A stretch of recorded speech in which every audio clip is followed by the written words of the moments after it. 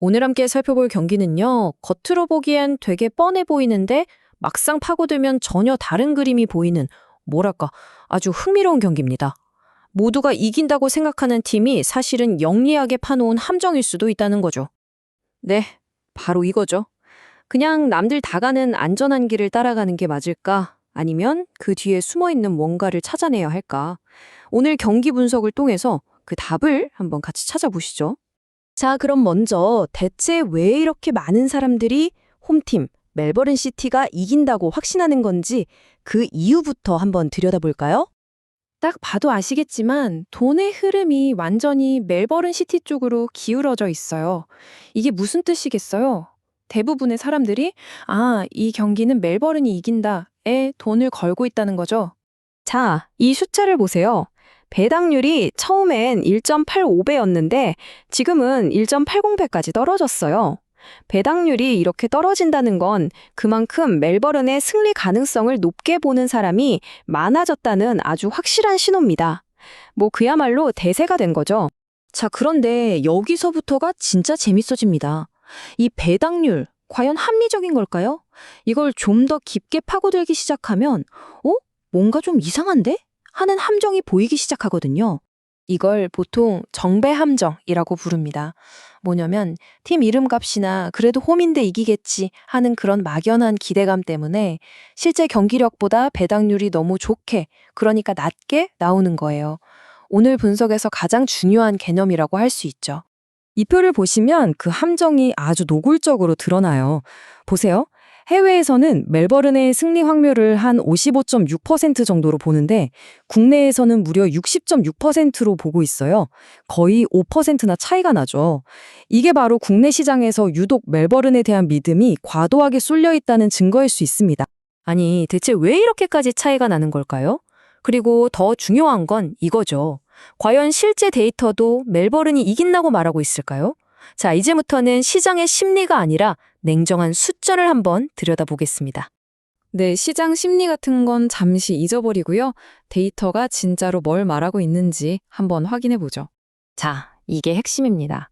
시장은 A 그래도 홈인데 이번엔 이기겠지 이렇게 기대를 하고 있는데 현실은 어때요? 최근 홈 4경기에서 단 한 번도 이기질 못했어요.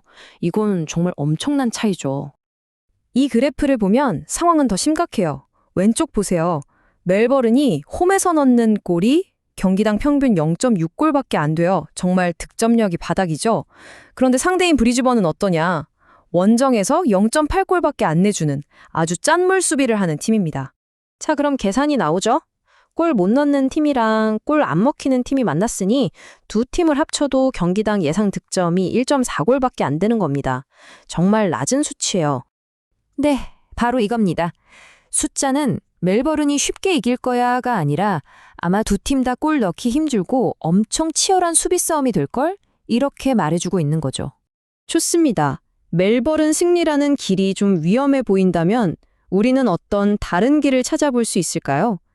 데이터를 기반으로 한 더 현명한 대안들을 한번 살펴보겠습니다.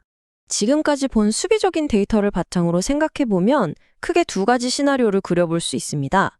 첫 번째는 총 득점이 2.59를 넘지 않는 것, 그리고 두 번째는 브리즈번 로어에게 플러스 1.0 핸디캡을 주는 겁니다.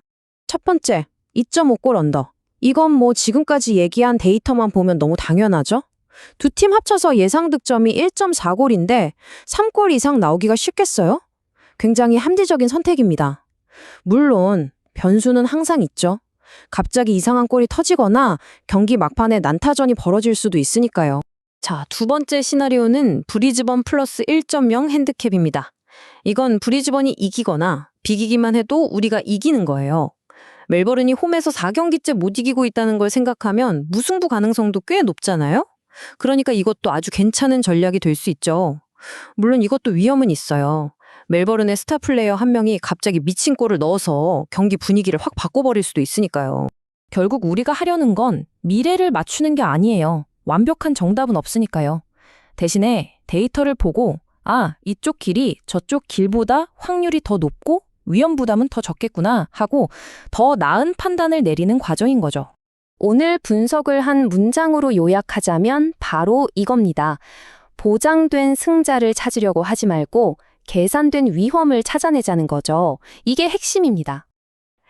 자, 마지막으로 여러분께 이 질문을 던지면서 마무리하겠습니다. 다음에 모두가 이 팀이 무조건 이긴다고 하는 경기를 보게 됐을 때 여러분은 그 팀의 이름값, 그 명성을 믿으시겠어요? 아니면 오늘 우리가 함께 본 것처럼 차가운 데이터를 믿으시겠어요? 한번 곰곰이 생각해 보실 문제입니다.